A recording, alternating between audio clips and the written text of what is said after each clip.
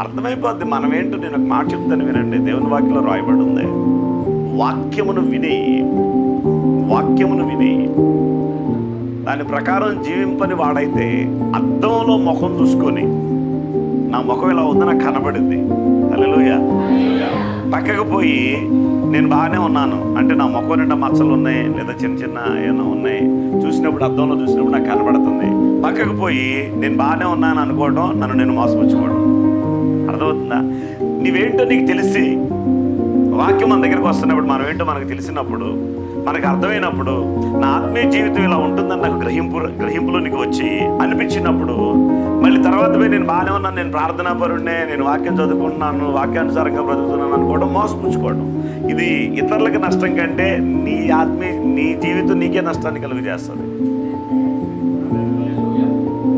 వేరే వాళ్ళకి కలిగించే నష్టం కాదు, అది నీకే కలిగించే నష్టం. తను తానే మోసపుచ్చుకుంటాడంట. ఇతరులను మోసపుచ్చడం కాదు. ఇతరులు నిన్ను మోసం చేసిన కొద్దిగా నష్టం, లేదా ఇతరులు మోసం చేసిన కొద్దిగా నష్టం కలిగింది. కానీ నిన్ను నువ్వు మోసం చేసుకోవడం అనేది ఎక్కువ నష్టాన్ని కలుగజేస్తుంది ప్రియమైన